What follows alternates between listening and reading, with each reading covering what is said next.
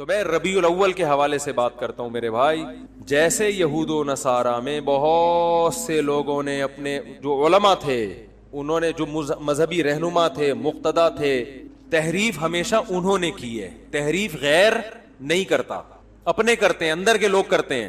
گھر میں لڑائی اندر کے لوگوں سے ہوتی ہے نا, باہر والا تو گھر میں گھستا ہی نہیں, اس کو کیا پتا کیا ہو رہا ہے ان کے گھر میں. تو میں اب ربیع الاول کے حوالے سے کچھ باتیں آپ کی خدمت میں پیش کروں گا, اور میں ان پہ اپنے جو بھی قرآن و سنت کے دلائل ہیں وہ آپ کے سامنے رکھوں گا.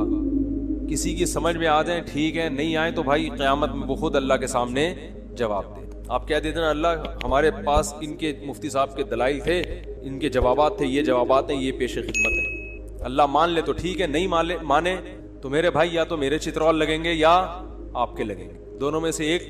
یا تو میں غلط بول رہا ہوں, یا آپ اگر ان دلائل کو نہیں مان رہے تو آپ غلط. سمجھ میں آ رہی ہے بات؟ تو اپنے مذہبی رہنماؤں کو مت دیکھو. دیکھو ہم جو کہتے ہیں نا کہ قرآن و سنت سمجھو علماء سے, تو آپ کہتے ہیں ایک طرف آپ کہتے ہیں خود نہ سمجھو, علماء سے سمجھو. جب لوگ مولویوں کی پیروی کر رہے ہیں علماء کی, تو آپ کہہ رہے ہیں خود سمجھو. تو قرآن میں دو قسم کے مسائل ہیں. جو فقہی احکام ہے نا, باریکیوں میں جاؤ گے وہ تو آپ کو علماء سے سیکھنے پڑیں گے نا, لیکن جو بیسک عقائد کی باتیں ہیں جن کا غیر مسلموں سے بھی تعلق ہے, اسلام کی بنیادیں ہیں, یہ چیزیں تو ڈائریکٹ قرآن و حدیث آپ کو بتائیں گے.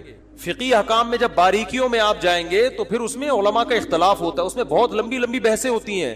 اس میں قرآن نے ہمیں علماء کو فالو کرنے کا حکم دیا ہے. وہ ابھی چونکہ ٹاپک نہیں ہے لہذا میں ان آیتوں کی طرف نہیں آتا. تو قرآن ہی میں کچھ مقامات پر حکم دیا ہے کہ خود نہیں, کس کو فالو کرنا ہے, علماء کو. کچھ آیتیں ایسی ہیں جن میں آپ نے خود سمجھنا ہے, وہ بہت آسان ہے, ان کا مفہوم بہت آسان ہے, وہ علماء پہ نہیں ڈالی گئی ہیں, بلکہ علماء کو ان پہ پرکھا جائے گا کہ یہ اس کے مطابق ہیں یا نہیں. اب دیکھو کوئی عالم نماز کا انکار کر دے کہ 5 نہیں اسلام میں 4 نمازیں ہیں, اب آپ نے عالم کو تھوڑی فالو کرنا ہے, بلکہ آپ نے قرآن و سنت کے سانچے میں اس عالم کو ڈھالنا ہے کہ یہ خود اس سانچے میں پورا نہیں اترتا, کیونکہ 5 نمازیں تو امت کا اجماعی عقیدہ ہے.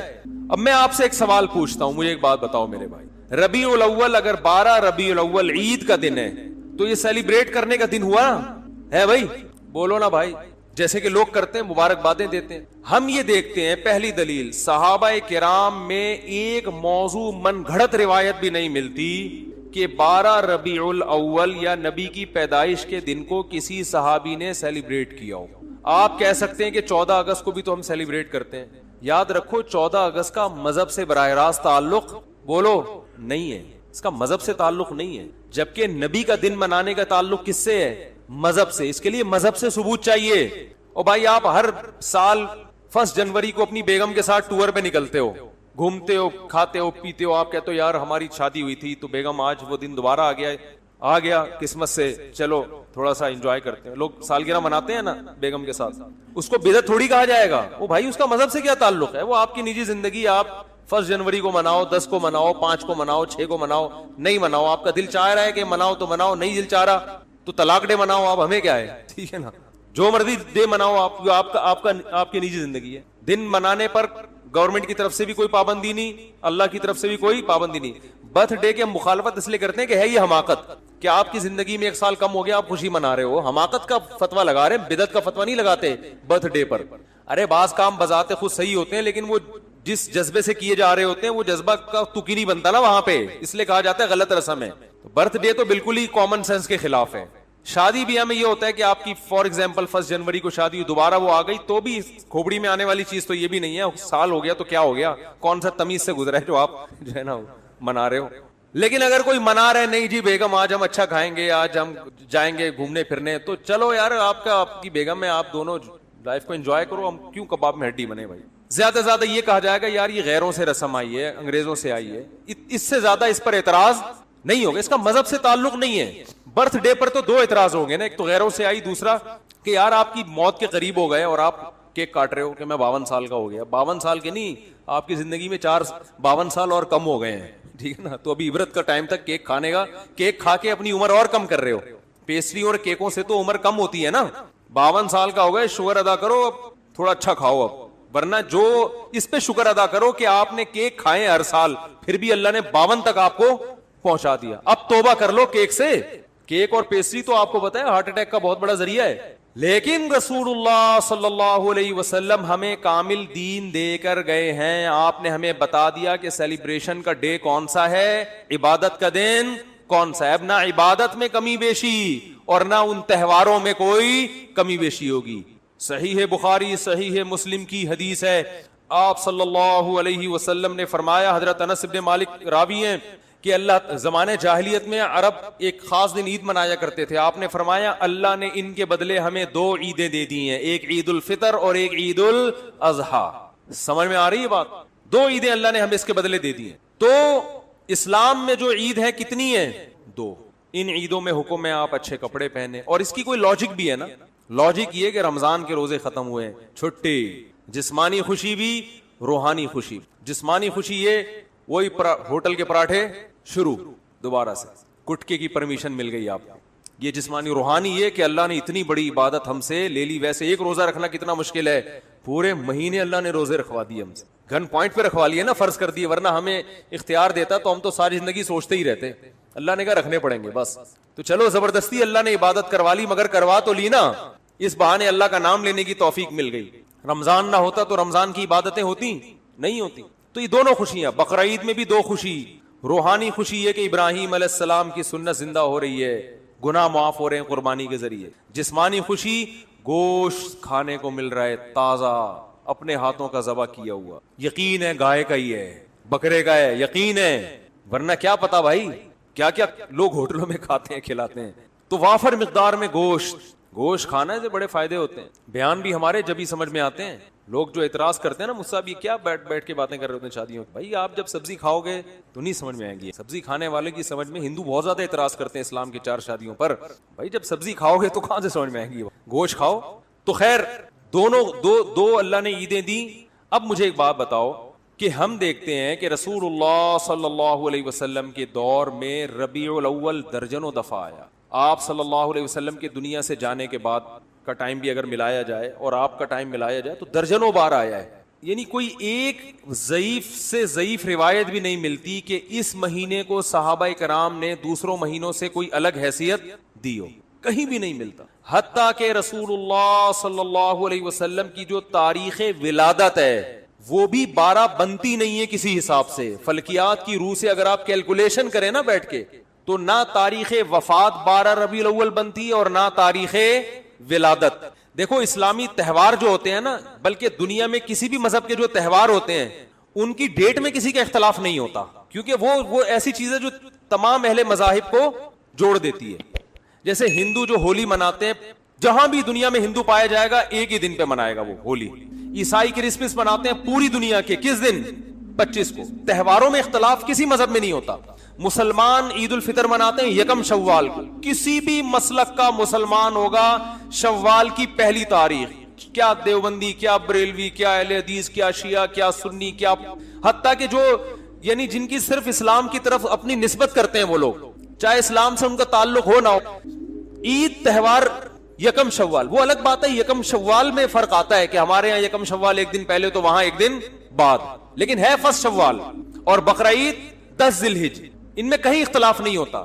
اگر 12 ربیع الاول تہوار ہے مسلمانوں کا تو اس کی تعیین میں اس قدر اختلاف ہے کہ آپ اگر کتابیں اٹھا کے دیکھو گے صحیح حدیث تو ایک بھی نہیں ملے گی, ایک بھی نہیں ملے گی. حتیٰ کہ احمد رضا خان بریلوی انہوں نے اپنی کتاب میں پورا ایک رسالہ لکھا ہے کہ نبی کی صحیح ولادت کی تاریخ کیا ہے, اس میں 8 ربیع الاول ثابت کیا انہوں نے.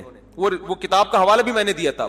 لوگ کہتے ہیں کہ انہوں نے اس سے رجوع کر لیا تھا, فرض کرو رجوع کر لیا تھا, لیکن پہلے پوری تحقیق پر ایک رسالہ لکھا اور رسالہ لکھ کے ثابت کیا کہ کون سی تاریخ ہے 8. یہ میرا کلپ یوٹیوب پہ موجود ہے.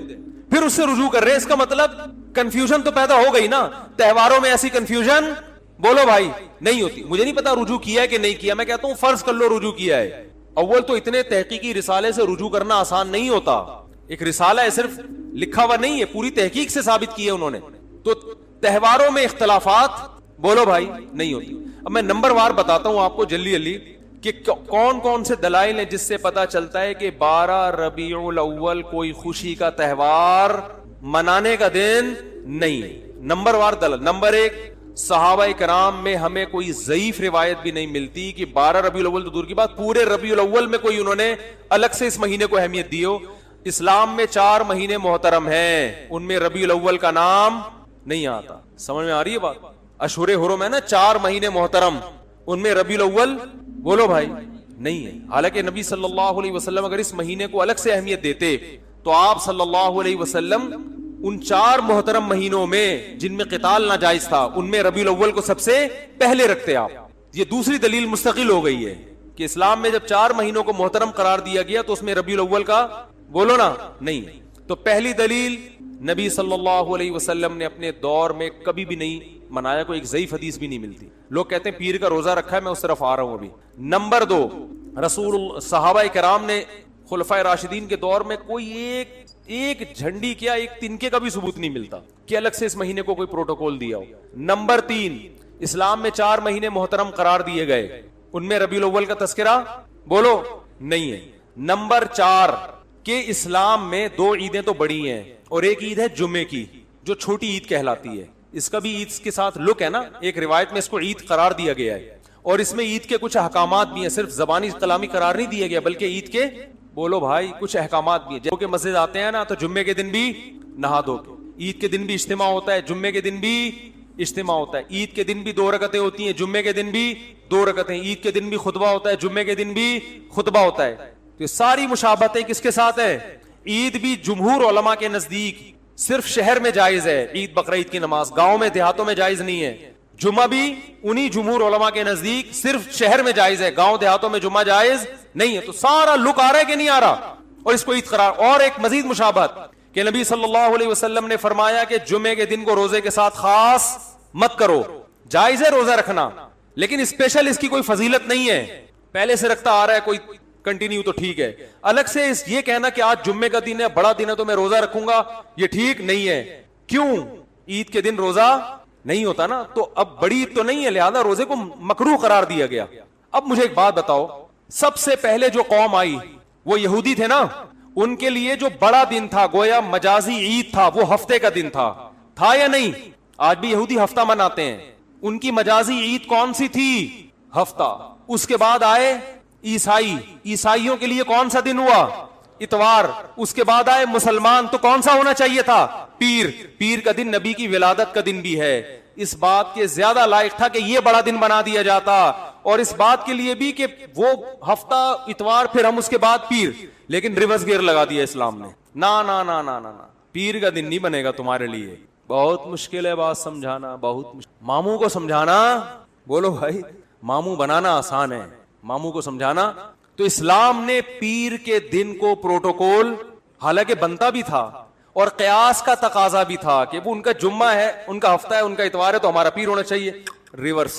ورنہ بدعتیوں کو موقع مل جاتا کہ اسلام میں بڑا دن اس لیے ہے پیر، اس لیے کہ اس میں نبی کی ولادت، وہ سیلیبریٹ کرتے، اس کو مناتے، اور انہی بے اعتدالیوں کا شکار ہوتے جس کے یہود و نصارہ شکار ہوئے ہیں. کیونکہ وہ دیکھ لیا تھا اسلام نے کہ وہ یوم ولادت پہ کیا کرتے ہیں.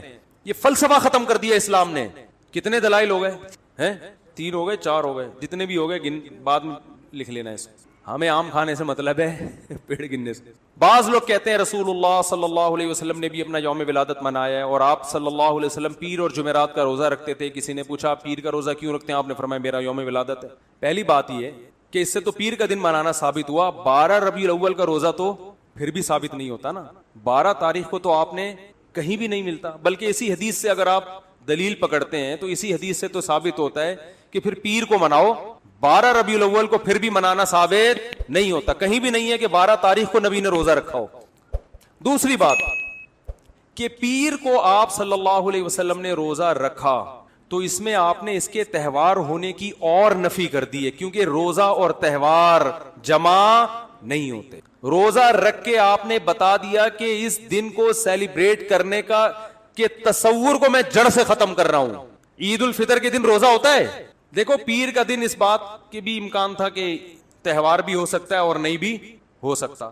ہمیں دوسرے دلائل سے پتا چلا کہ یہ تہوار نہیں ہے، لیکن نبی صلی اللہ علیہ وسلم نے ان دلائل پر مہر لگا دی روزہ رکھ کے. کیا کر دیا بھائی؟ مہر لگا کہ اس میں سیلیبریشن کا جو تصور ہے نا وہ کھرچ کے ختم کر دیا جائے کسی بھی دن کو روزہ رکھ کے منایا نہیں جا سکتا. خوشیاں ہمیشہ کھا پی کے منائی جاتی ہیں, بھوکا رہ کے نہیں منائی جاتی. کھانے پینے کے دن ہوتے ہیں خوشی کے دن. میں اس کی بہت سی مثالیں دیتا ہوں. آپ کا بیٹا پاس ہو گیا اچھے نمبروں سے, اتفاق سے, کراچی میں ہے تو ظاہر ہے پھروں سے پاس ہوا ہوگا, لیکن اس سے غرض نہیں, پاس ہو گیا, اچھے نمبر آ گئے. لوگ کہتے ہیں بہت خوشی ہوئی جی آپ کا بیٹا پاس ہو گیا, کچھ مٹھائی تو ہونی چاہیے. آپ کہتے ہیں ٹھیک ہے, خوشی میں کل صبح کا ناشتہ گول, نہ آپ نے صبح کا ناشتہ کرنا ہے نہ میں نے, بھوکا رہ کے سیلیبریٹ کریں گے, خوشی منائیں گے. کبھی ایسا دیکھا آپ نے؟ کیا ہو گیا بھائی؟ آپ کہہ سکتے شکرانے میں تو لوگ روزے رکھتے ہیں, تو شکرانے میں روزہ رکھنا وہ تو ایک عبادت ہے نا. ہم تو سیلیبریشن کی بات کر رہے ہیں. شکرانے میں روزہ اس لیے کہ اپنے آپ کو تھکایا جاتا ہے, تو وہ تو ایک عبادت ہے نا روزہ, اس میں تو اپنے آپ کو تھکائیں گے آپ. خوشی منانا میں کھانا پینا کے بغیر خوشی نہیں منائی جاتی. خوشی میں کھانا پینا لازمی عنصر ہے. دنیا کے ہر مذہب میں, دنیا میں کوئی ایسا مذہب نہیں ہے جو خوشی بھوکا رہ کے مناتا ہو. دیکھو نبی صلی اللہ علیہ وسلم نے فرمایا للصائم فرحتان, روزے دار کے لیے دو خوشیاں ہیں, فرحتیں ہیں. ایک جب جنت میں اجر ملے گا, اور ایک جب افطاری کے لیے بیٹھتا ہے وہ. تو روزے دار کو بھی خوشی روزہ رکھ کے نہیں ہوتی, روزہ کھا کے ہوتی ہے. کیا مطلب؟ نبی نے بتایا کہ صبح سے شام تک جو تم خوشی لیس زندگی تم نے گزاری ہے نا روزے کی حالت میں, اس میں خوشی بالکل بھی نہیں تھی, فرحت نہیں تھی. تو دو فرحتیں تمہیں ملیں گی, ایک دنیا سے جانے کے بعد اور ایک دنیا میں. جو دنیا میں جو روزے کی فرحت ہے وہ روزے کے دوران نہیں ملے گی, وہ جب پکوڑے کھانے کے لیے افطاری میں بیٹھو پھوڑو گے طبیعت سے. وہ بھوک میں آپ کو پکوڑوں کا مزہ کتنا ٹائٹ ہے کہ نہیں ہے. پکوڑے کے خلاف جتنی مرضی تقریریں کرو, لیکن روزہ رکھ کے جو پکوڑا اور چٹنی کا مزہ ہے نا, وہ کسی چیز میں نہیں. تو نبی نے کیا فرمایا روزے دار کے لیے؟ مشہور حدیث ہے, روزے دار کے لیے دو خوشیاں. تو یہ نہیں فرمایا روزے دار صبح سے لے کر مغرب تک بہت خوشی خوشی زندگی گزار رہا ہوتا ہے, ایک دم ٹینشن میں آ جاتا ہے دسترخوان دیکھ. تو روزے دار کو بھی خوشی کس وقت ملتی ہے بھائی؟ جب وہ کھانے کے لیے دسترخوان پہ بیٹھتے. انسانی نیچر ہے, بھوکا رہ کے خوشی نہیں ہوتی. میں جس دن روزہ رکھ کے یہاں بیٹھتا ہوں نا بیان کرنے, تو مجھ سے نہیں ہو رہا ہوتا, عجیب سب پھیکا پھیکا منہ, غصہ آ رہا ہوتا ہے مجھے لگتا ہے کہ پھر میں کہتا ہوں یار جس دن بیان اس دن روزہ نہ رکھے آدمی, اس کے سزا پھر عوام بھگتتی ہے. تو روزے میں ہوتا ہے انسان نہیں, ٹینشن ہوتی ہے تھوڑی سی اس کو, وہ راحت نہیں ہوتی, نہ چہرے پہ نہ خوشی ہوتی ہے, تو ٹینشن ہے نا, تبھی تو عبادت ہے. تو آپ کی جناب شادی ہوئی, لوگ کہہ رہے ہیں ماشاءاللہ ماشاءاللہ بھائی مبارک ہو, کچھ تو ہو جائے. تو آپ خوشی میں ولیمہ کھلاتے ہو, کیونکہ نبی نے بھی کیا کیا تھا؟ کھانا کھلایا تھا. روزہ رکھ کے نکاح کو سیلیبریٹ نہیں کیا. آپ نے یہ نہیں کہا کہ آج میرا نکاح ہوا ہے تو میرا بھی کل روزہ اور تمام صحابہ کا کل روزہ, ایسا نہیں. صحابہ عرض کرتے یا رسول اللہ آپ کا نکاح ہوا ہے, روزے تو ہم رکھتے ہیں لیکن یہ تو روزے کا موقع نہیں, تو خوشی کا موقع ہے, اس میں تو کھانا کھلانا ہے. یہاں تک کہ نبی نے سفر میں نکاح کیا تو سفر میں آپ کے پاس ولیمے کے اسباب نہیں تھے, تو آپ نے صحابہ سے فرمایا, رخصتی ہوئی, اگلے دن آپ نے صحابہ سے فرمایا کہ جس کے پاس کوئی کھانے کی اچھی چیز ہے دسترخوان پہ لے آؤ, سب مل کے کھائیں گے. تو اپنے خرچے پہ بھی کھلانا ضروری نہیں ہے ولیمے میں. اگر نہیں ہے بھائی ابھی سفر میں ہے, کوئی بات نہیں یار, تھوڑا سا اللہ گلا ہو جائے گا, آؤ سب بیٹھ کے ایک دسترخوان پہ کھاتے ہیں, اس کا اپنا مزہ ہے نا. تو نبی نے ہمیشہ خوشی منائی ہے کھانا کھا کے, روزہ رکھ کے خوشی نہیں دنیا کے کسی مذہب میں نہیں منائی جاتی. تو پیر کے دن آپ صلی اللہ علیہ وسلم نے روزہ رکھ کے اپنے یوم ولادت میں سیلیبریشن کے اور سیلیبریٹ کرنے کے کانسیپٹ کو ہمیشہ کے لیے جڑ سے ختم کر دیا.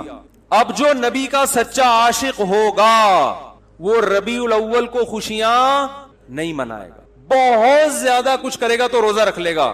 ہم تو کہتے ہیں اس کے لیے بھی ثبوت چاہیے, روزہ رکھنے کے لیے بھی, لیکن اگر آپ کوئی قیاس کر کے ادھر ادھر سے نکالتے بھی ہو تو زیادہ زیادہ روزہ مل جائے گا.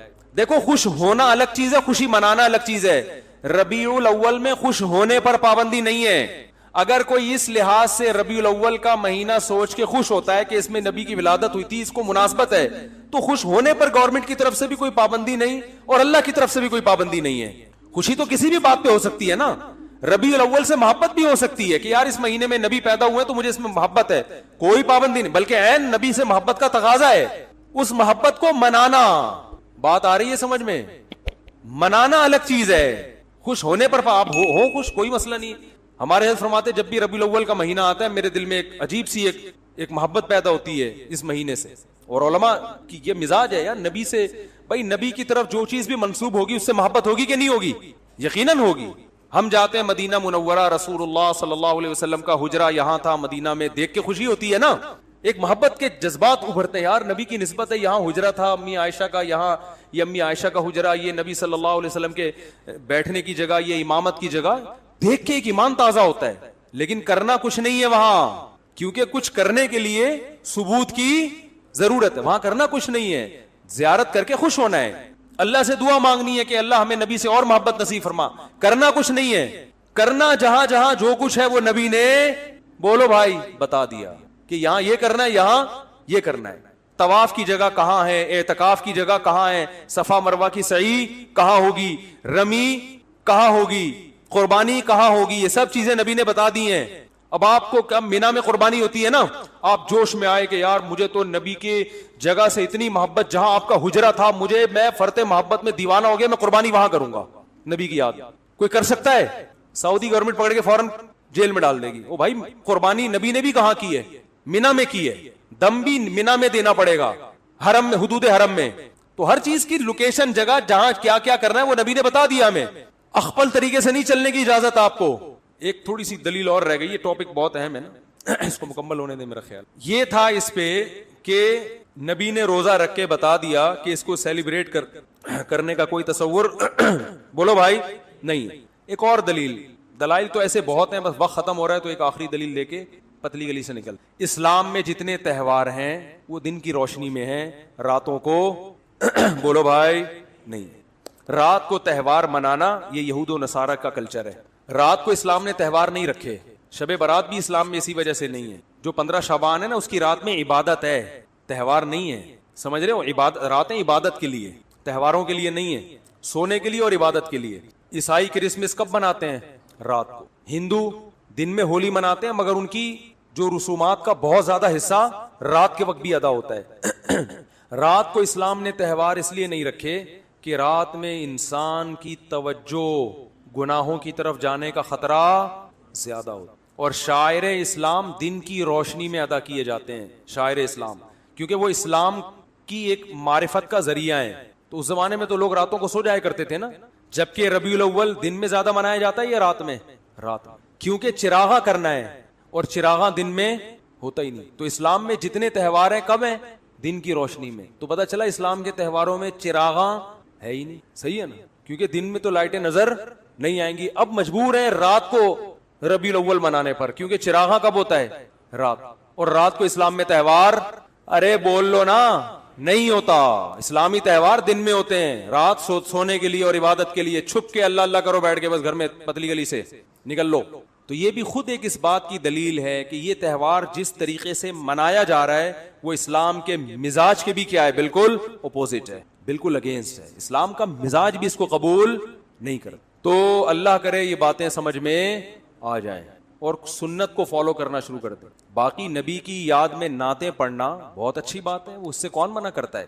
سیرت کا جلسہ کرنا بھی جائز ہے. آپ صلی اللہ علیہ وسلم کی سیرت کو بیان کرنے کے لیے وہ 2-4 تمبو لگا دے، جلسہ کر لے، کوئی حرج نہیں ہے. کبھی بھی کیا جا سکتا ہے، ربیع الاول میں بھی کیا جا سکتا ہے. سیرت پر بیان کرنے میں بھی کوئی پابندی، بلکہ عین عبادت ہے سیرت پر بیان کرنا. کسی بھی مہینے میں ہو سکتی ہے، ربیع الاول میں بھی ہو سکتی ہے. بات یہ ہو رہی ہے کہ جو کچھ آج کل بدماشیاں ہو رہی ہیں، جو کچھ ہو رہی ہے، ایک شور شرابہ بھونپو لے کے لوگوں کے کا سکون برباد کر دینا، پھر جو جلسوں میں اتنی آوازوں کے ساتھ کان بج رہے ہوتے ہیں لوگوں کے، اور پھر جو روڈ بلاک کیے جاتے ہیں، بڑے بڑے جلوس نکالے جاتے ہیں، یہاں سے جلوس نکل کے یہاں ختم ہوگا. بھائی یہ تو آپ وہی کام کر رہے ہو جو شیعہ حضرات کرتے ہیں. شیعہ کا مسئلہ کہ ان کو کرنے دو بھائی، ان کے ہاں دلائل کچھ اور ہیں، وہ کسی اور چیز کو فوکس کرتے ہیں. ہمارے ہاں اصول کی کتابیں کچھ اور ہیں. تو آپ اپنی کتابوں پہ چلو نا، ان کی کتابوں پہ کیوں چل رہے ہو؟ مفتی رفیع عثمانی صاحب نے فرمایا تھا نا، اپنے مسلک کو چھوڑو نہیں، دوسرے کو چھیڑو. وہ جو کر رہے کرنے دو ان کو، وہ ان پہ سوٹ کرتا ہے. آپ اہل سنت والجماعت ہو، سنت کا مطلب حدیث، جماعت کا مطلب صحابہ. تو یا تو حدیث دکھاؤ یا صحابہ کا عمل دکھاؤ. اہل سنت والجماعت کا مطلب سنت، اور دیکھو قرآن کو تو سب مانتے ہیں نا، کچھ لوگ سنت کو نہیں مانتے اور کچھ سنت کو مانتے ہیں مگر صحابہ کو نہیں مانتے. تو اس لیے یہ لقب اہل حق کو دیا گیا. جو جنتی فرقہ ہوگا وہ اہل سنت والجماعت ہوگا، یعنی وہ حدیث کو بھی مانتا ہے اور صحابہ کی جماعت کو بھی مانتا ہے. تو یا تو بھائی کوئی صحیح حدیث دکھاؤ یا صحابہ کا عمل دکھاؤ. یا فقہا سے دکھا دو جو قرآن و سنت ہی بیان کرتے ہیں۔ امام حنیفہ نے کہیں فرمایا، امام شافعی نے کہیں فرمایا، امام مالک نے کہیں فرمایا، امام احمد بن حنبل نے فرمایا، کسی نے بھی نہیں فرمایا۔ تو پھر جن لوگوں کی طرف آپ نسبت کرو انہوں نے فرمایا، انہوں نے بھی فرمایا نہیں ہوتا۔ کون سا کوئی بیٹھ کے جا کے کتاب دیکھ رہا ہوتا ہے کہ وہ ایک چھوٹا سا چٹکلا سنا دوں بس جلدی سے بات ختم ہے۔ وہ ایک صاحب تبلیغ میں گئے، سچا واقعہ بتا رہے ہیں کہ میں ایک آدمی کو دیکھا بیان کر رہا ہے، بیان کے دوران کہہ رہے ہیں فرمایا کہ جو آدمی نماز نہیں پڑھتا ایسے جیسے زنا کرتا ہے، فرمایا کہ جو آدمی نماز نہیں پڑھتا ایسے جیسے سود کھاتا ہے، فرمایا کہ جو آدمی نماز نہیں پڑھتا ایسے ہے جیسے چوری کرتا ہے۔ اب یہ صاحب کہہ رہے ہیں یار یہ حدیثیں تو میں نے کبھی زندگی میں سنی نہیں، فرمایا یہ بھی فرمایا، نبی نے کیا کیا، یہ تو پہلی دفعہ سن رہا ہوں۔ اور کسی عالم سے نہیں، عامی آدمی سے کہہ رہے میں نے اس کو پکڑ لیا۔ میں نے کہا یار یہ کس نے فرمایا؟ کہہ رہے ہم نے فرمایا۔ کس نے فرمایا؟ وہ پھر بھی نیک آدمی تھا، اس نے نبی کی طرف نسبت نہیں کہ صرف فرمایا بولا، پھر بھی نیک تھا۔ ہمارے ہاں تو بزرگوں کی طرف جھوٹی نسبت، حدیث کی طرف جھوٹی نسبت۔ تو وہی حال ہے میرے بھائی، یہ ایک جھوٹ کا پلندہ ہے جو ہول سیل کے حساب سے۔ ایک اور دلیل ذہن میں آئی ہے بیٹھے بیٹھے کہ جو بھی مسلمانوں کی کسی بھی قوم کے تہوار ہوتے ہیں نا، ان میں ایک بہت بڑی دلیل یہ ہوتی ہے کہ پوری قوم مناتی ہے۔ وہ کیا کرتی ہے؟ پوری قوم مناتی ہے۔ جیسے 25 دسمبر کو چاہے کتنا بھی لبرل عیسائی ہوگا نا، وہ بھی چھٹی لے کے چلا جائے گا، وہ بھی کچھ نہ کچھ منائے گا، چاہے وہ مذہب کو بالکل نہیں مانتا۔ جیسے ہمارے ہاں عید الفطر میں چاہے مذہب کو نہیں بھی ماننے والے پھر بھی عید کو منا ہی لیتے ہیں نا۔ دیکھو فنکار اداکار کتنا عید مناتے ہیں، حالانکہ مذہب میں عام طور پہ یہ پیچھے ہوتے ہیں۔ تو سب کسی نہ کسی درجے میں عید منا لیتے ہیں۔ یار انگلی کٹا کے شہیدوں میں نام لکھوا لو، یہ تو آج ہمارا مشترکہ تہوار ہے، بقرعید بھی عید بھی۔ لیکن ربیع الاول جس طرح سے منائی جاتی ہے، 12 ربیع الاول، آپ کو ایک گلی پہلے تو ملکوں میں دیکھ لو۔ ایک منٹ رفیع بھائی آج تھوڑا سا فارم میں آیا، آپ ملکوں کو دیکھ لو۔ یہ دلائل پھر کٹ کے پھر مزہ نہیں آئے گا نا، ابھی جو جس ٹون میں چل رہا ہوں یہ پھر کمپلیٹ ہو جائے گا موضوع، دلائل آتے رہیں گے، بس یہ دلیل ہٹ کے میں ہٹ جاتا ہوں، یہ دلیل بیان کر کے۔ دیکھو پہلے تو ملکوں کو دیکھ لو، سعودی عرب میں جہاں سے اسلام شروع ہوا وہاں نہیں منائی جاتی، پورے ملک میں پتہ ہی نہیں کسی کو۔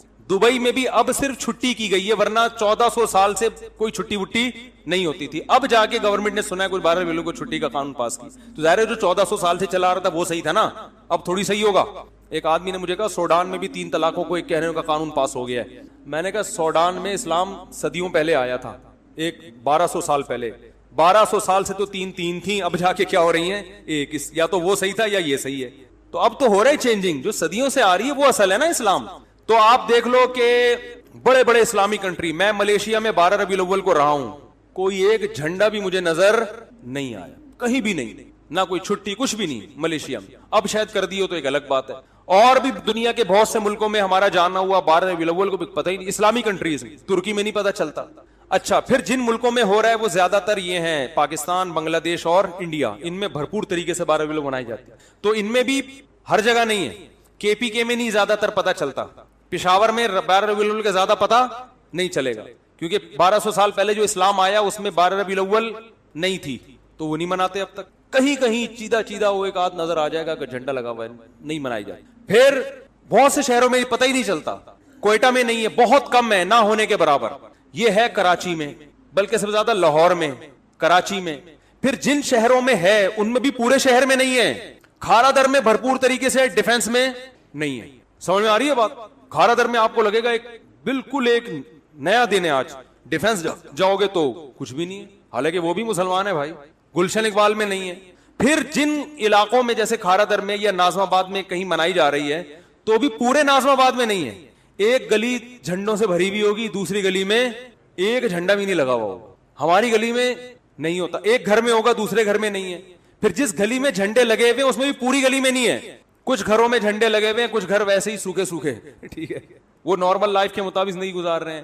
تو اس سے بھی پتہ چلتا ہے یہ مسلمانوں کا تہوار نہیں ہے، کیونکہ تہوار ہوتا تو پوری قوم، بولو بھائی، ایک جگہ جمع ہوتی۔ تو یہ گڑا ہوا ہے، اخپل طریقے سے ایجاد کیا گیا ہے، اس کا اسلام سے کوئی تعلق نہیں ہے۔ نبی کی محبت میں نبی کی اطاعت کرنی پڑے گی، اور نبی کی محبت میں صحابہ کو فالو کرنا پڑے گا، ان کے طریقے سے ہٹ کر میرے بھائی نبی کی محبت کا دعویٰ نے یہ قسم اٹھائی ہے، اس قسم کے بارے میں تم کسی کو بتانا نہیں، اور حضرت زینب کو بھی مت بتانا، کیونکہ حضرت زینب کو پھر تکلیف ہوگی، بھائی میرے گھر سے شہد پی کے گئے ہیں اور پھر قسم اٹھا رہے ہیں کہ میں کبھی زندگی میں شہد نہیں پیوں گا۔ تو اب یہ ہوا یہ کہ ان ازواج نے، سیدہ عائشہ اور حضرت حفصہ رضی اللہ تعالی عنہا نے حضرت زینب کو بتایا کہ بھئی اب تمہارے گھر میں نبی شہد نہیں پیئیں گے، کیونکہ نبی نے تو قسم اٹھائی۔ تو اللہ نے بذریعہ وحی نبی صلی اللہ علیہ وسلم کو اطلاع دی کہ آپ کی ازواج نے آپ کا راز یہ فاش کر دیا۔ تو نبی صلی اللہ علیہ وسلم نے پھر اپنی ازواج کو تنبیہ کی، اور تنبیہ بھی ایسے کی کہ پوری بات نہیں بتائی کہ تم نے جا کے پورا میرا یہ راز فاش کیا، بلکہ اشارہ کر دیا، کہ اشارتاً بتایا تاکہ ان کی بے اکرامی نہ ہو اور وہ زیادہ نبی کے سامنے اپنی رسوائی محسوس، اشارتاً کنایتاً بات کی، پوری بات نہیں بتائی، جس سے ان کو اندازہ ہو گیا کہ بھئی نبی کو پتہ چل گیا ہے اور ہمیں آئندہ احتیاط کر۔ اس کی کچھ ڈیٹیل میں پچھلے ایپیسوڈ کے آخر میں بیان۔ تو اس پر اللہ تعالیٰ نے یہ آیتیں نازل کی۔ پہلی آیت تو یہ کہ ایک حلال چیز کو آپ اپنے اوپر کیوں حرام کریں۔ دوسری آیت نازل ہوئی امہات المومنین کو توبہ کا حکم گیا کہ اب تمہارے دل اللہ کی طرف مائل ہو چکے ہیں، غلطی کا احساس ہو گیا ہے، تو اللہ تعالیٰ سے توبہ کرو۔ اور دھمکی بھی دی گئی ایک طرح کی کہ بھائی اللہ تعالیٰ کے لیے، اللہ تعالیٰ نے اپنے نبی کے لیے عورتوں کی کمی نہیں ہے۔ بعض دفعہ زوجہ یہ سمجھتی ہے کہ بھئی نبی کو میری ضرورت ہے یا میرے شوہر کو میری ضرورت ہے، مجھے چھوڑ دیں گے تو ان کو کون رشتہ دے گا، اس لیے بھی عورت بعض دفعہ جو ہے وہ بعض چیزوں میں شوہر کی نافرمانی کرے۔ تو اللہ نے بتا دیا بھئی نبی کا معاملہ ایسا نہیں ہے، نبی صلی اللہ علیہ وسلم اگر تمہیں چھوڑ بھی دیں گے تو اللہ تعالیٰ اور بہت ساری عورتیں جن سے نبی صلی اللہ علیہ وسلم کا نکاح کرا۔ تو یہ ساری تنبیہات ہیں اس رکوع جس کی تفصیل کی طرف ہم چلتے ہیں۔ اے نبی آپ اپنے اوپر ان چیزوں کو کیوں حرام کرتے ہیں حلال کی۔ دیکھیں حلال چیز کو کسی مصلحت سے اپنے اوپر حرام کر لینا قسم کھا کے، یہ جائز ہے۔ جیسے ایک آدمی کو ایک چیز سے تکلیف ہو رہی ہے، ڈاکٹروں نے منع کیا ہے اس کو اور اس کی صحت خراب ہو رہی ہے، تو اگر قسم اٹھا لیتا ہے کہ میں یہ چیز نہیں کھاؤں گا تو اس میں کوئی گناہ نہیں ہے، یعنی کوئی حرج نہیں ہے اس میں، لیکن وہ مصلحت کوئی واقعی مصلحت ہونی چاہیے۔ اگر بغیر کسی مصلحت کے آپ قسم اٹھا لیں، یا وہ مصلحت جاندار مصلحت نہیں ہے، جیسے اپنی ازواج کو آپ نے خوش کرنے کے لیے ایک اچھی بلی حلال چیز کو اپنے اوپر حرام کر، تو اللہ کہتے ہیں نبی کی زوجہ کو، نبی کو اللہ حکم دے رہے ہیں کہ اپنی زوجہ کو خوش کرنے کے لیے یہ کام، یہ اور زیادہ معیوب ہے، کیونکہ اس کے پیچھے کوئی خاص مصلحت نہیں ہے کہ ایک شہد جیسی حلال نعمت کو جو صحت کے لیے اتنی مفید ہے اور ذائقے میں اتنی اچھی ہے، وہ صرف اپنی ایک زوجہ کو خوش کرنے کے لیے آپ نے حرام کیا، جبکہ اس میں دوسری زوجہ کا نقصان بھی ہو رہا ہے۔ یعنی حضرت زینب کے جذبات کو ٹھیس پہنچ رہی ہے کہ میرے پاس شہد پی کے گئے ہیں اور ادھر پھر آپ شہد کو حرام بھی کر رہے ہیں۔ تو بیوی کو خوش کرنے کے لیے بھی بہت سارے کام کیے جا سکتے ہیں، لیکن وہ کام جس میں کسی اور کا نقصان نہ ہو، یعنی اس آیت کا یہ حل نکلے گا۔ اگر کوئی اپنی زوجہ کو خوش کرنے کے لیے کسی بات پہ قسم اٹھا لیتا ہے اور اس کا خیال یہ ہے کہ اس قسم سے میری بیوی خوش ہو جائے گی، تو جائز ہے، بلکہ ثواب بھی ہے اس میں، بیوی کو خوش کرنا اسلام میں فضیلت کی۔ لیکن بیوی کو خوش کرنے میں ایسا کام جو مصلحت کے خلاف ہو، جس سے آپ کو بھی نقصان ہو رہا ہے اور دوسری زوجہ کو نقصان ہو رہا ہے یا سوسائٹی کو نقصان ہو رہا ہے، یہ پھر غلط ہے۔ تو اصل آیت میں اس بات پہ تنبیہ کی، تو اے نبی آپ اس چیز کو کیوں حرام کر رہے ہیں اپنے اوپر جو اللہ نے حلال کر، تبتغی مرضات ازواجک، اپنی زوجہ کی آپ رضا چاہتے ہیں، یعنی اس کے پیچھے کوئی بڑی مصلحت نہیں ہے، صرف ایک زوجہ کو خوش کرنا، یعنی دو ازواج کو خوش کرنا اور اس کے نتیجے میں ایک زوجہ کا ناراض ہونا۔ تو یہ کوئی ایسی معقول ریزن نہیں ہے جس کی بیس پر آپ شہد جیسی مفید چیز کو اپنے اوپر حرام کر لیں قسم کھا۔ واللہ غفور الرحیم، اللہ معاف کرنے والا رحم کرنے والا، یعنی آپ سے خلاف اولا کام تو ہوا، ایک نامناسب کام تو ہوا، لیکن اللہ معاف کرنے والا اور رحم کرنے والا ہے، اس پہ آپ کو پکڑے گا نہیں، البتہ تنبیہ ضرور کر رہا ہے اللہ تعالیٰ۔ وہ تنبیہ کیا ہے؟ قد فرض اللہ لکم تحلۃ ایمانکم، اللہ نے مقرر کر دیا ہے تمہارے لیے قسموں سے نکلنے کا طریقہ، یعنی کفارے کا طریقہ، تو آپ بھی قسم کو توڑ دیں اور کفارہ ادا کر دیں، اس سے آپ قسم سے نکل آئیں گے۔ اسی وجہ سے علماء کہتے ہیں حلال چیز کو کوئی بھی اپنے اوپر قسم کھا کے حرام کر دے تو افضل یہی ہے کہ اس قسم کو توڑ کے اس کا کفارہ ادا کیے، اور اگر اس حلال کو حرام کرنے کا نقصان ہو رہا ہے سوسائٹی کو یا اپنی ذات کو، پھر جو ہے یعنی کوئی نقصان کا خطرہ ہے تو پھر قسم توڑنا واجب ہے، اور خلاف شرع بات کی قسم اٹھائی جائے تو بھی قسم توڑنا واجب ہے۔ واللہ مولاکم، اللہ تمہارا دوست ہے، یعنی وہ تمہارا دوست ہے، تبھی اس نے قسم توڑنے کے طریقے بھی بتا دیے کہ کفارہ دے دو تو قسم توڑ کے تم کفارہ دے دو تو تمہیں گناہ نہیں ملے گا۔ وَهُوَ العلیم الحکیم، وہ علم والا اور حکمت والا ہے۔ وَإِذَا سَرَّ النَّبِيُّ إِلَىٰ بَعْضِ أَزْوَاجِهِ حَدِيثًا، اس وقت کو بھی یاد کرو جب نبی نے اپنی بعض بیوی کے سامنے کوئی بات چھپائی، یعنی سیدہ حفصہ اور عائشہ رضی اللہ عنہما کو یہ بات بتائی کہ میں تم سے کر رہا ہوں، یہ بات کسی اور کے سامنے مت کرنا کہ میں نے شہد کے اپنے اوپر حرام کر دیا۔ فَلَمَّا نَبَّأَتْ بِهِ، پس جب اس زوجہ نے بتا دی وہ بات بھی، یعنی وہ خبر بتا دی کس کو؟ سیدہ زینب کو، وَأَظْهَرَهُ اللَّهُ عَلَيْهِ، اور یہ خبر اللہ نے ظاہر کر دی علیہ، نبی پر، یعنی اللہ نے نبی کو بتا دیا کہ آپ کی زوجہ نے یہ بات جا کے بتا دی ہے حضرت زینب کو کہ نبی شہد اپنے اوپر حرام کر چکے. تو عرف بعضہ، نبی نے اس خبر کے بعض حصے کو ظاہر کیا، وَأَعْرَضَ عَن بعض، اور بعض کو سے اعراض کیا، اگنور کیا اس کو. یعنی نبی نے کلیئر یہ نہیں کہہ دیا اپنی زوجہ سے کہ تم نے میرا راز فاش کیا ہے اور تم نے جا کے بتا دیا ہے کہ میں نے شہد کے اپنے اوپر حرام کر دیا، بلکہ اشارتاً کنایتاً ادھوری بات کی ازواج کے سامنے، جس سے ان کو تنبیہ ہو جائے. اس کی تفسیر میں ڈیٹیل سے بیان کر چکا ہوں پچھلے ایپیسوڈ میں کہ یہ عزت دار لوگ اور جو با اخلاق لوگ ہیں ان کی عادت یہ ہوتی ہے اسی سے کوئی غلطی ہو جائے تو پوری غلطی کو ہائی لائٹ نہیں کرتے، بہت سو کو پہ پردہ ڈال دیتے ہیں اور بس اشارتاً کنایتاً بات کرتے ہیں تاکہ سامنے والے کو احساس بھی ہو جائے اور وہ سامنے والا رسوا بھی نہ ہو. کیونکہ اگر نبی پورا A to Z بتاتے کہ میں نے یہ قسم اٹھائی تھی اور پورا ایز اٹ از جا کے تم نے سیدہ زینب کو بتایا کہ نبی قسم اٹھا چکے ہیں آئندہ کبھی شہد نہیں پئیں گے اور آپ کے پاس آنے کی وجہ سے نبی نے قسم اٹھائی ہے، اس طرح بتا دیتے تو وہ زیادہ ان کو اپنی رسوائی محسوس، یعنی ہماری غلطی پر پورے نبی صلی اللہ علیہ وسلم مطلع ہو گئے. تو نبی نے آدھی بات کی، آدھی سے اعراض کیا. فلما نبأہا، پس نبی نے خبر دی جب اس زوجہ کو بھی اس غلطی کی، اس راز کی جو انہوں نے فاش کیا. قالت من انبأک ھذا، تو وہ زوجہ کہنے لگی کہ آپ کو کس نے بتایا کہ ہم نے راز فاش کیا، یہ ہم نے زینب کو جا کے یہ خبر دی. ان کا خیال تھا شاید سیدہ زینب نہیں بتایا. تو قال نبأنی العلیم الخبیر، نبی نے فرمایا کہ مجھے اس ذات نے جو علیم بھی ہے خبیر بھی ہے، علم والا اور باخبر ہے، اس نے مجھے بتایا، یعنی بذریعہ وہی مجھے پتا چلا. آگے اللہ فرماتے ہیں ان تتوبا الی اللہ، اگر تم دونوں اللہ کی طرف توبہ کرو، یعنی بخاری کی حدیث کے مطابق حضرت عائشہ اور حضرت حفصہ کو خطاب ہے، توبہ کرو فقد صغت قلوبکما، تو تمہارے دل مائل ہو، یعنی اللہ کی طرف مائل ہو چکے ہیں، تمہیں اپنی خطا کا احساس ہو. وَإِن تَظَاهَرَ عَلَيْهِ، اور اگر تم سرکشی کرو گی نبی پر، سرکشی کا مطلب کیا ہے یہاں پہ؟ یعنی نافرمانی، یعنی آئندہ بھی کسی جائز کام میں نبی کی اطاعت نہیں کرو گی. عورت پر شوہر کی اطاعت لازم ہے جائز کاموں میں، مباح کاموں میں جو اس کی استطاعت اور طاقت میں، تو اس کو تظاہرہ سے تعبیر کیا گیا. یہاں سرکشی کا مطلب یہ نہیں کہ جیسے آج عورتیں جو سرکش عورتیں جو شوہروں کی سرکشی کر رہی ہو، تو امہات المومنین سے کی جو سیرت بتاتی ہے کہ اس کا تو امکان ہی نہیں تھا وہاں پہ. یہ چھوٹی موٹی باتوں میں خطاؤں کو ہی اللہ نافرمانی سے تعبیر کر رہے ہیں. وَإِن تَظَاهَرَ عَلَيْهِ فَإِنَّ اللَّهَ هُوَ مَوْلَاهُ، تو اللہ تعالیٰ نبی کا دوست، یعنی امہات المومنین کو نبی کی اطاعت کے لیے ترغیب دی جا رہی ہے، موٹیویشن کی جا رہی ہے کہ بھائی جس کا اللہ بھی دوست ہو، جبریل بھی دوست ہو، نیک مسلمان بھی دوست ہوں اور فرشتے ان کے مددگار ہوں، تو تم ان کی نافرمانی کر کے ان کا کیا بگاڑ سکتے؟ یہ موٹیویشن کا ایک طریقہ ہے. اس کا مطلب یہ نہیں ہے کہ امہات المومنین معاذ اللہ کوئی نبی کی نافرمان تھی یا کوئی بڑی بڑی ان سے کوئی نافرمانیاں ہو رہی تھی، چھوٹی موٹی خطائیں ہر گھر میں ہوتی ہیں. تو اور وہ خطا بھی جو امہات المومنین سے ہوئی وہ بھی غیرت اور حمیت کی بیس، نبی کی محبت میں. وہ چاہتی تھیں کہ نبی کا دل ہماری طرف مائل ہو. حضرت زینب جو آپ کی پھوپھی ذات ہیں ان کی طرف مائل نہ ہو، کیونکہ وہ رشتہ دار بھی تھیں نبی صلی اللہ علیہ وسلم کی، کزن تھیں، تو ظاہر ہے کزن کی طرف میلان زیادہ ہوتا ہے، رشتے کی بیس پہ بھی زیادہ ہوتا ہے. کی خاندانی شرافت زیادہ تھی حضرت زینب کی، قریشی ہاشمی یہ سب صفات سے وہ آراستہ تھیں. تو اس لیے حضرت عائشہ کا ایسے موقع پہ ایک غیرت اور حمیت کا شکار ہو جانا یہ نبی کے محبت اور نبی کے عشق کی وجہ سے، سیدہ حفصہ کا اور حضرت عائشہ کا. تو اس کی بیس وہ نہیں ہے جو آج جو نافرمان عورتوں میں جو بیس پائی جاتی ہے کہ لالچ، شوہر یعنی پیسہ اس کا ہتھیار لینا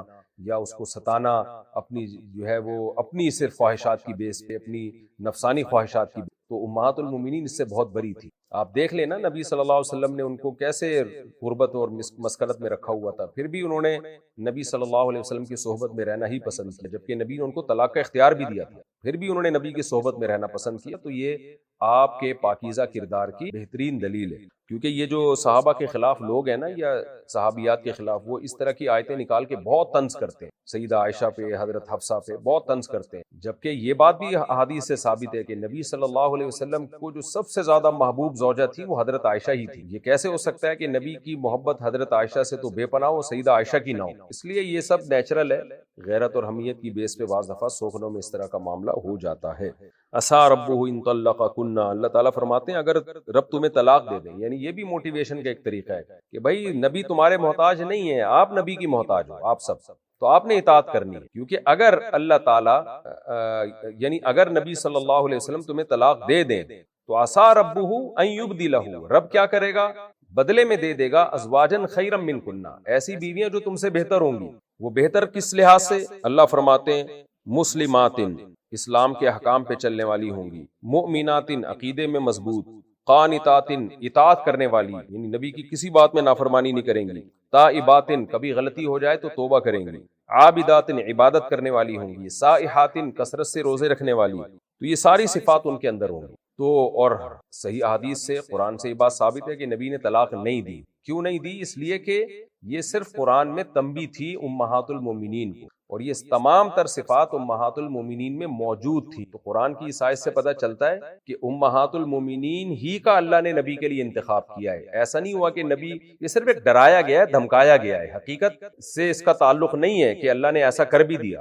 وجہ اس کی ہے کہ بھائی امہات المومنین سے بہتر عورتیں تھی نہیں، یہ تو ایک دھمکی ہے کہ اگر نبی نے تمہیں طلاق دے دی، اور ظاہر ہے جب ہی دیں گے جب تم نافرمان بھی ہوگی، عابدات بھی نہیں ہوگی، مسلمات بھی نہیں ہوگی، قانتات بھی نہیں ہوگی، تو نبی کو اللہ ایسے نہیں چھوڑیں گے، بلکہ آلٹرنیٹ میں ایسی عورتیں دے دیں گے جو مسلمات، عابدات، تائبات ہوں، جن کے اندر یہ ساری صفات ہوں۔ تو نہ نبی نے طلاق دی امہات المومنین کو، نہ اللہ نے ان عورتوں کے بدلے میں نبی کو دوسری عورتیں دی۔ اس کی وجہ ظاہر تھی کہ یہی اس وقت سب سے بہتر عورتیں تھیں۔ تو یہ آیت صرف تنبیہ کے لیے ہے کہ اگر ایسا ہوا تو ایسا ہو جائے گا، جبکہ ہمیں پتہ ہوتا ہے نہ ایسا ہوگا، نہ اس کے بدلے میں ایسا ہوگا۔ تو اللہ نے اپنی نبی کی ازواج کے لیے، نبی کی زوجگی کے لیے، نبی صلی اللہ علیہ وسلم کی نکاح میں رہنے کے لیے جن عورتوں کا انتخاب کیا وہ سب سے بہترین عورتیں، اور یہ تمام صفات صحیح بخاری مسلم کی احادیث سے ہمیں پتہ چلتی ہے امہات المومنین میں موجود، ان کے عبادت، ان کا صدقات و خیرات، کثرت سے روزے رکھنا۔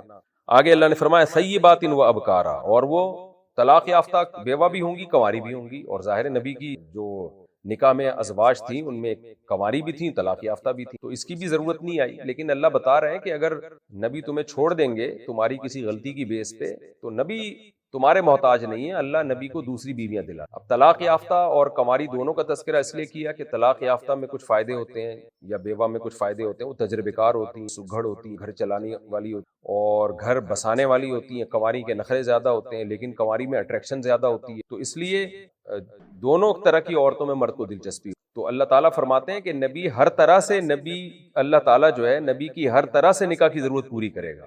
آپ کے نکاح میں تجربے کار عورتیں بھی ہوں گی، طلاق یافتہ بیوہ، تاکہ نبی ان سے مشورے لے سکیں اور ان کے ساتھ آپ صلی اللہ علیہ وسلم، یعنی ایک بیوہ طلاق یافتہ عورت کی ایک مینٹیلٹی ہوتی ہے نا، وہ ایج کی وجہ سے بھی، اور کنواری کی طرف اٹریکشن زیادہ ہوتی ہے، تو اللہ ہر طرح کی عورتیں آپ کے نکاح میں دے دے۔ تو یہ صرف ایک تنبیہ تھی، جیسے میں بار بار بتا رہا ہوں، ایسا ہوا نہیں ہے کیونکہ امہات المومنین یہ ساری صفات موجود۔ اور دیکھیں اس آیت سے ہمیں یہ بھی پتہ چلا کہ بیوی میں یہی صفات ہونی۔ آج دیکھتے ہیں کماتی کتنا ہے، بولڈ کتنی ہے، وہ اس طرح کی بیویاں لوگ تلاش کر رہے ہیں۔ بیوی میں جو اوریجنل صفات ہیں وہ یہی ہونی چاہیے کہ مسلم ہو، یعنی اللہ کی فرما بردار ہو، ایمان مضبوط ہو، اس کا اللہ پہ توکل ہو، قانتاتن، شوہر کی اطاعت کرنے والی، شوہر کی آنکھوں میں آنکھیں ڈال کے بات کرنے والی نہ ہو، شوہر کو سپیریئر سمجھے، گھر کا سربراہ سمجھے، اور تائباتن، کبھی غلطی ہو جائے تو معافی مانگے، یعنی اللہ کی نافرمانی ہوئی ہے تو اللہ سے معافی مانگ لے، گھر میں کہیں نافرمانی ہوئی ہے تو گھر میں معافی مانگ لے، اور عابداتن، عبادت میں دل لگانے والی، سائحاتن، نفلی روزے رکھنے والی۔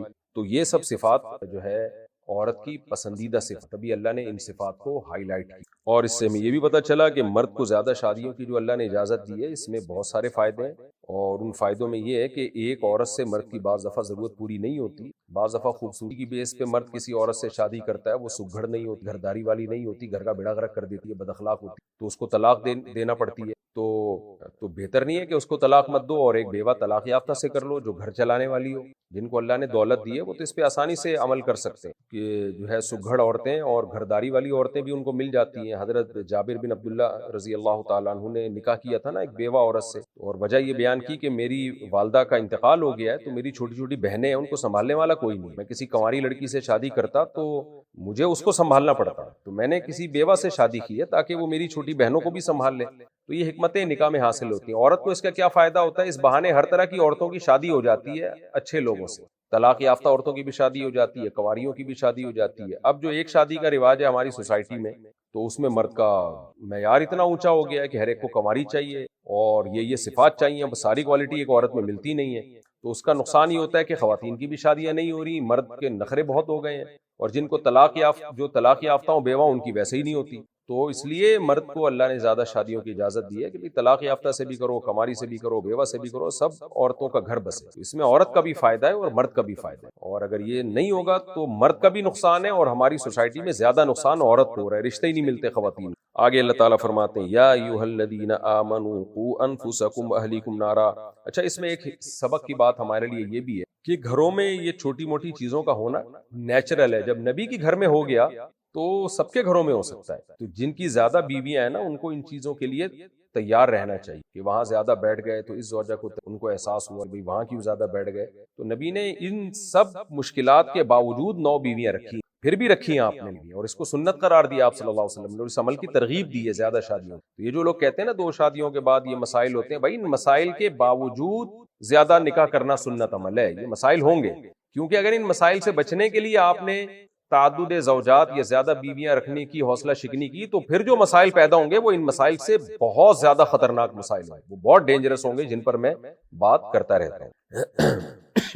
اور اس سے حضرت عائشہ رضی اللہ تعالی عنہ کی نبی سے محبت بھی بڑھی. تھوڑی دیر حضرت زینب کے پاس بیٹھ گئے، حضرت عائشہ کو کتنی فکر ہوئی ہے. تو اس سے پتہ چلا کہ یہ جو انگریز لوگ اور مغربی دنیا کے لوگ اعتراض کرتے ہیں نا کہ 50 سال کی عمر میں آپ ایک 9 سال کی لڑکی سے نکاح کر رہے ہیں، بھائی ان 9 سال کی جو زوجہ تھیں ان کو محبت کتنی تھی پیغمبر صلی اللہ علیہ وسلم. تو یہاں تو مدعی سس گواہ چس والا معاملہ ہے. سیدہ عائشہ تو اس نکاح پہ اتنا فخر کر رہی ہیں کہ نبی کا تھوڑی دیر لیٹ آنے کو برداشت نہیں کر رہی کہ مجھے جو ہے وہ شوہر چاہیے اور وہاں کیوں بیٹھ رہے ہیں. وہ اتنا محبت میں ان کی جو یعنی ایک ایکسٹریم لیول پہ ان کی محبت پہنچی ہوئی ہے. اور یہاں مغربی دنیا کے لوگ اسلام پہ اعتراض کرنے والے کہہ رہے ہیں کہ یہ ظلم ہوا.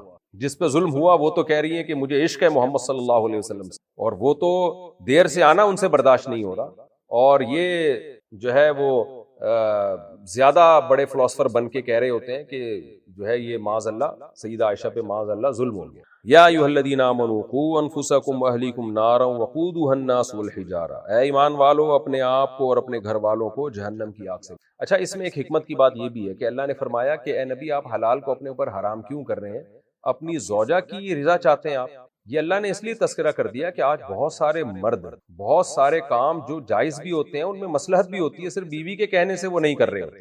تو عورت کے پیش نظر تو صرف ایک حکمت ہوتی ہے، مرد کے پیش نظر پوری سوسائٹی ہوتی ہے، پورا خاندان ہوتا ہے. تو بیوی کے کہنے میں آ کے اس حلال سے ایوائڈ کرنا، جس حلال سے اجتناب کرنے سے آپ کا بھی نقصان سوسائٹی کا بھی نقصان، وہ کبھی بھی نہیں کرنا چاہیے. تبھی اس آیت کی روشنی میں علماء نے لکھا ہے، جو ماضی قدیم میں ہمارے فقہاء انہوں نے لکھا ہے کہ اگر آپ دوسری شادی پہلی بیوی کو خوش کرنے کے لیے آپ دوسری شادی سے ایوائڈ کر رہے ہیں تو یہ کوئی اچھا کام نہیں ہے. وجہ اس کی یہ ہے کہ آپ بیوی تو آپ کی خوش ہو جائے گی لیکن سوسائٹی کی جو تباہ کاری ہے، سوسائٹی کو جو نقصان ہوگا وہ کتنا بڑا نقصان ہے. کتنی بیوہ طلاق یافتہ عورتیں رہ جائیں گی اور سوسائٹی میں زنا پھیلے گا. آپ خود بھی زنا کار بن سکتے ہو، اور جس سے آپ نکاح نہیں کر رہے، جس کی نکاح کی پیشکش کو آپ مسترد کر رہے ہو، وہ عورت بھی سوسائٹی میں ایک پبلک ایک پراپرٹی بن سکتی ہے. جو یورپ امریکہ میں آپ دیکھ لیں وہاں کیا ہو رہا ہے، مغربی دنیا تباہی اسی وجہ سے ہوئی ہے. تو اس لیے علماء نے اس آیت کے تحت خاص طور پر لکھا ہے کہ اگر کوئی دوسری شادی کرتا ہے کرنا چاہتا ہے لیکن بیوی کی کو خوش کرنے کے لیے وہ دوسری شادی کا ارادہ ترک کر دیتا ہے، تو شریعت کی نظر میں یہ کوئی پسندیدہ کام نہیں ہے اور اس پر یہی آیت منطبق ہوگی.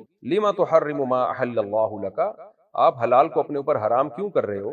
کیا زوجہ کو خوش کرنے کے لیے؟ کیونکہ اس میں بہت ساری مصلحتیں ہیں. تو زوجہ کو خوش کرنا بھی ایک مصلحت ہے لیکن دیگر بڑی مصلحتیں فوت ہو جائیں گی. آپ چاہتے ہو اپنی بہن کی دعوت کرنا، بیگم کو غصہ آ رہا ہے تو آپ دعوت مسترد نہیں کر رہے اس کی دعوت، تو بھائی رشتے بھی تو جوڑنے ہیں نا آپ نے.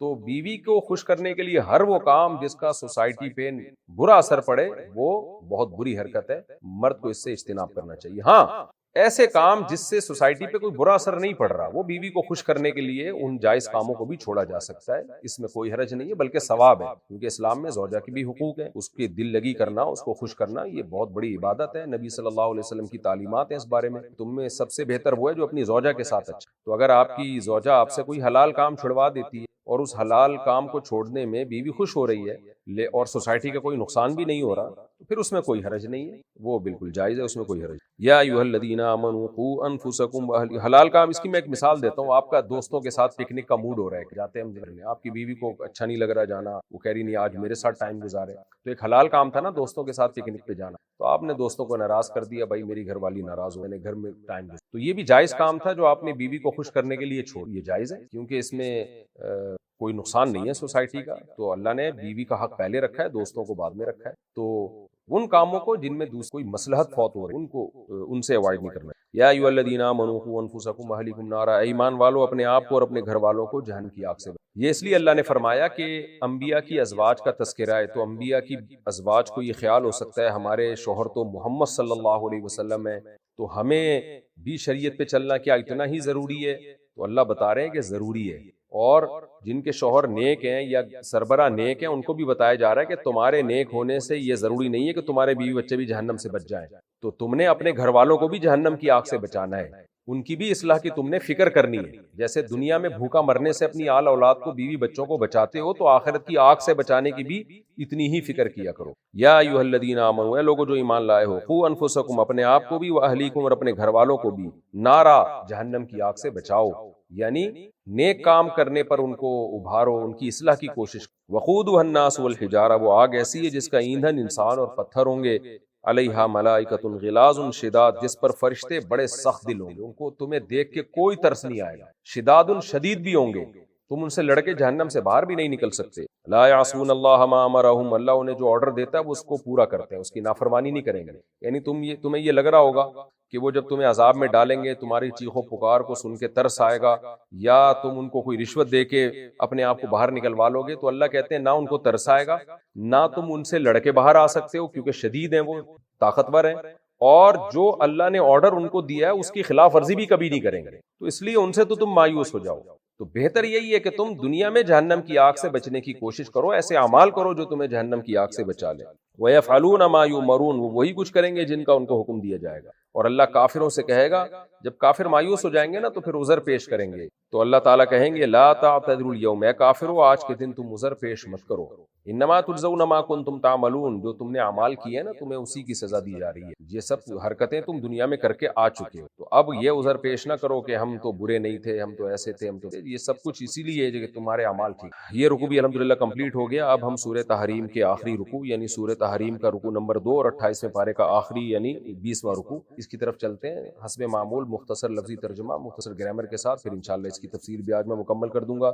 یا ایھا الذین آمنوا توبوا الی اللہ توبۃ نصوحا، اے ایمان والو توبہ کرو اللہ کی طرف پکی ڈھکی توبہ، نصوحا کا مطلب پکی توبہ۔ عسیٰ ربکم ان یکفر عنکم سیئاتکم، امید ہے تمہارا رب تمہارے گناہوں کو معاف کرے گا، ویدخلکم جنات تجری من تحتہا الانہار، اور تمہیں داخل کرے گا ایسے باغات میں جن کے نیچے نہریں بہتی ہیں۔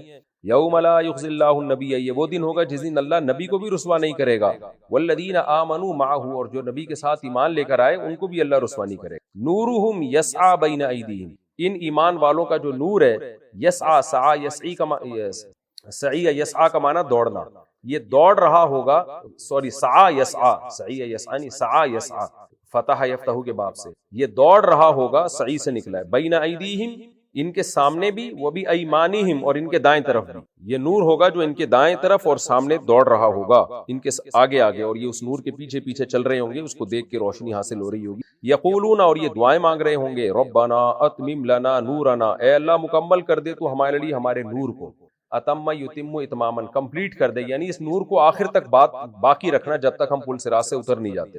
واغفر لنا، اور ہمارے گناہوں کو معاف کر دے، انک علی کل شیء قدیر، تو ہر چیز پر قدرت رکھنے والا ہے۔ یا ایھا النبی، اے نبی،